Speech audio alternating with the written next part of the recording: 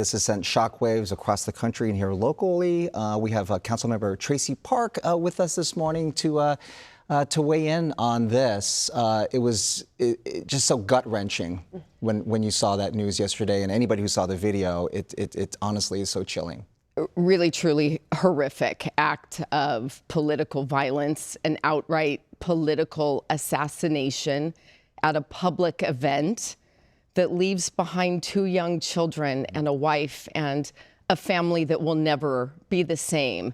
And it's a scary reminder of how the escalating political rhetoric and tension can lead to these kinds of incidents that we are seeing more and more often, from, Gabby Giffords and Steve Scalise to more recently Paul Pelosi and the Minnesota House Speaker and her husband and Donald Trump himself and now Charlie Kirk. What makes America unique is the fact that people are able to have different opinions and express themselves. And the fact that this is something we're seeing occur and almost, God forbid, become normal is really disturbing and upsetting, because this cannot be the normal. You can disagree and you can talk about it, but this cannot be the end result. It can't be. And violence to achieve political outcomes or to silence opposition is not something that we can tolerate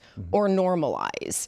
And it is very, very concerning that this seems to be happening more and more frequently, that in the political theater, acts of intimidation and bullying and harassment is so commonplace. And our democracy cannot thrive without healthy debate and respectful disagreement.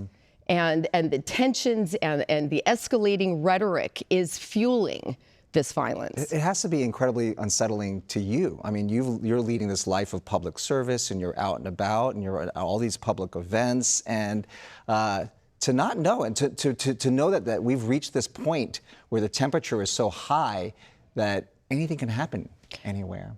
It is. And, even for local leaders, we receive threats and are subjected to harassment and intimidation on a regular basis. And it is unsettling. And when we have incidents like this, it worries me about the safety of not only elected officials, regardless of where they fall on the political spectrum, but about the safety of our communities, the ability to gather and assemble in public and to express views. And I worry that it has a chilling effect on people's willingness to engage at all, the dangers associated with running for office. I think deter people out of it, and it certainly stifles healthy conversations that we need to be able to have to adopt good policies. The other factor, of course, is also the image of that's circulating on social media. It certainly isn't paused or blurred. Whether or not you want it, you're bombarded by the horrific image of Charlie Kirk getting shot. And it's disturbing because it almost makes you desensitized, and you watch it thinking, is this real life? And it is. It is. And it's a terrifying reminder of how fragile it is, and how even sometimes with the best laid plans and security, the reality is there are bad actors who will stop at nothing to silence those they don't agree with, and in this case, to eliminate a member of the opposition. We appreciate you coming in. We know that you have a busy day, and you're going on to an event later today. Today, of course, the anniversary of 9/11, and it's just such a heavy day, right? When we have to think about something that this assassination that happened yesterday, based on ideology or whatever, and this was a terrorist attack also. Yes. That we have to remember 24 years later. Political violence is never going to be acceptable, and I will never normalize it. Tell us about the event that you're going to today. So I will be at the fire department's Frank Hotchkiss Training Center near Dodger Stadium. There is a beautiful piece of the World Trade Center there. It's a beautiful venue to honor and reflect on those who gave their lives on that terrible day 24 years ago. Yeah. It's hard to believe it's been that long, isn't it?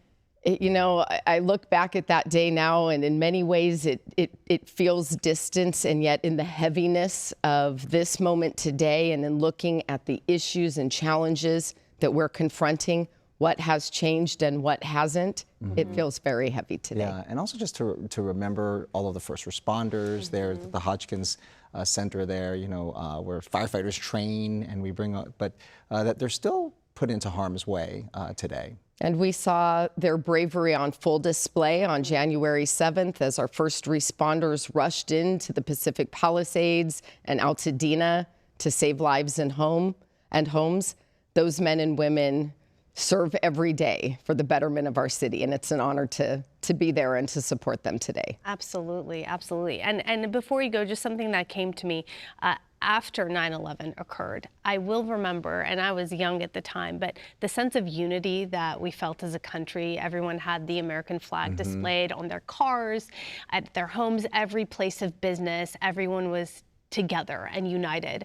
And so today, as we sit here and we talk about how divided we are, it'd be nice to get back to something of that nature again. Well, we have to learn to talk to each other, and we have to remember that we can disagree and do it respectfully, because most people agree on 99% of things, and even the things that we don't agree about, we typically want the same outcome. It may just be how we get there where the difference lies. And those conversations are important, and we have to be able to have them without resorting to intimidation, violence, and silencing others. Very well said. Thank you so much for Thank coming you. in, LA City Councilwoman Traci Park. We appreciate it. Appreciate it. We want to give you a